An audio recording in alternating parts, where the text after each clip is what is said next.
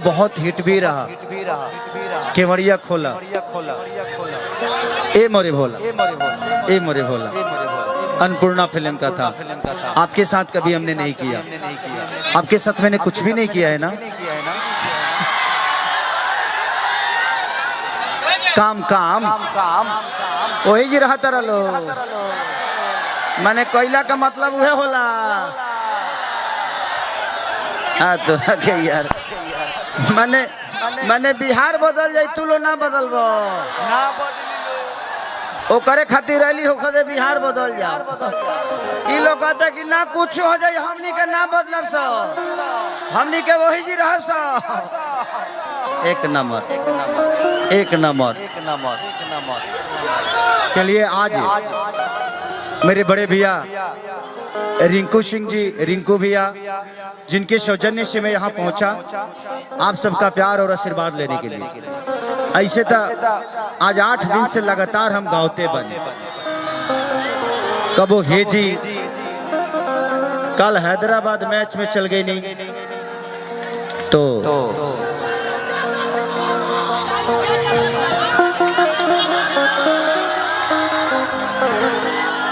आज बहुत दिन बाद हम सबको मौका मिला है अपने दुख और अपने सुख को बांटने का।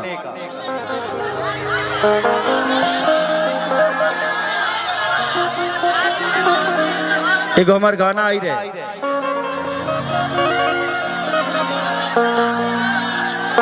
हे भाई लालू बिना चालू ही बिहार ना हो।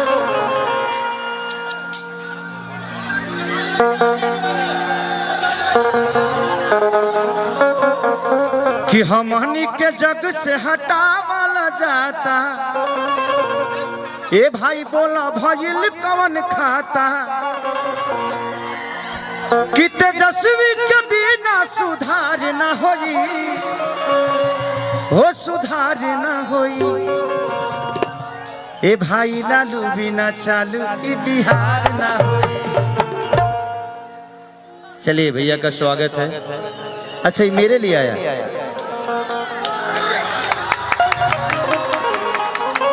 चलिए थैंक यू। अच्छा सुनील यादव जी गोला रोड भैया की तरफ से बहुत पुरस्कार, भगवान से प्रार्थना शुभकामना खाती।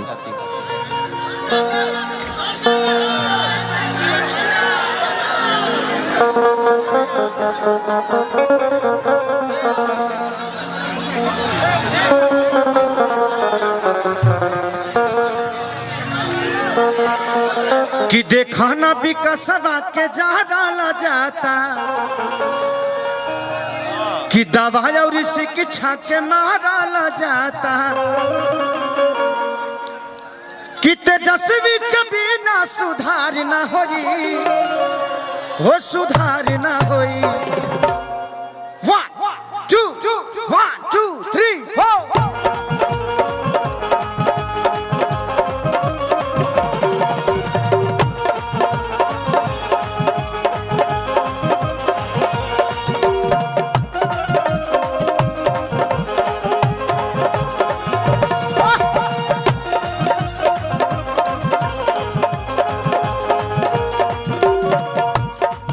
अरे सबसे ज्यादा शिक्षा के मारा जाता, शिक्षा के मारा जाता, सबसे ज्यादा शिक्षा के मारा जाता, शिक्षा के मारा जाता। रोज रोजगारी अब कुछ न भेटाता, कुछ न भेटाता। रोज रोजगारी अब कुछ न भेटाता, रोजगारी अब कुछ न भेटाता।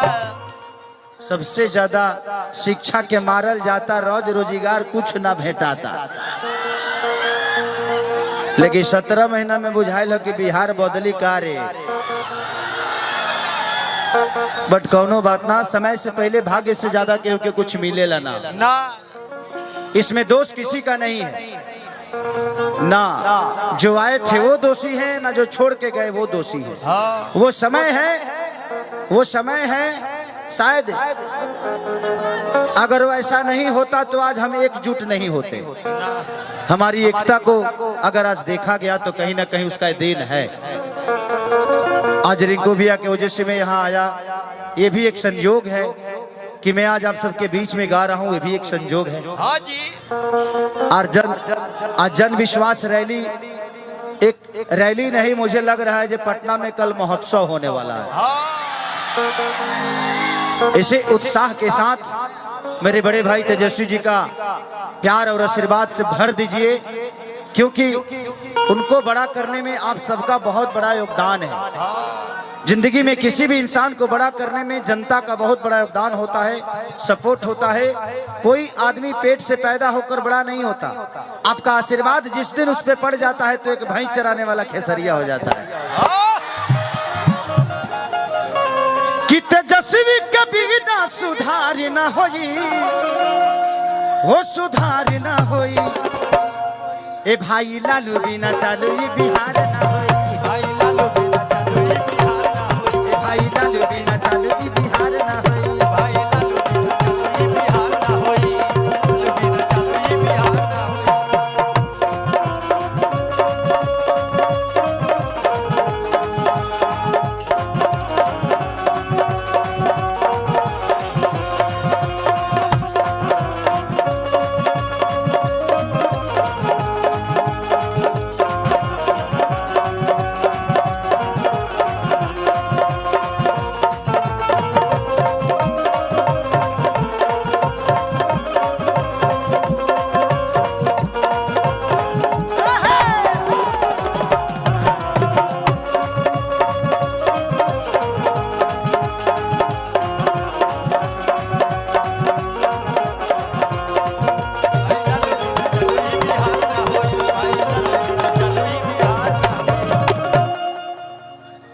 कि 17 महीना में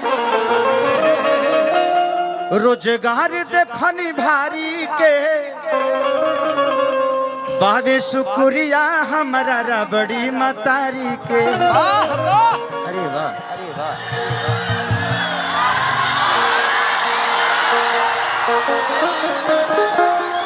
आपसे आपसे आपसे आपसे प्यार करने वाले लोग बहुत हैं। इनके साथ मैंने ये बहुत अच्छा करती है। मैं इनका फैन हूँ, इनके मेहनत का फैन हूँ। हेलो, अच्छा दोनों बहन आई हैं? आप दोनों बहन है ना? आप दोनों बहुत सुंदर हैं। बहुत सुंदर है।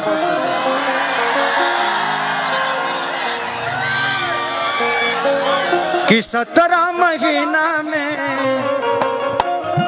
रोजगार देखने भारी हो, धन बाड़ी पैदा कोइली रबड़ी मतारी हो। कि 17 महीना में रोजगार देखने भारी हो, धन बाड़ी पैदा कोइली रबड़ी मतारी हो। अरे पैदा पहले बारी देखो महतारी हो। अरे पैदा पहले बारी देखो महतारी हो। दयालु बालू के सही में पार न होई, ओ बहे पार न होई। कि आलू बालू के सही में पार न होई, हो बहे पार न होई। तो भाई लालू बिना चालू बिहार ना होई। भाई लालू बिना चालू बिहार ना होई। भाई लालू बिना चालू बिहार ना होई। भाई लालू बिना चालू बिहार ना होई। भाई लालू बिना चालू बिहार ना होई।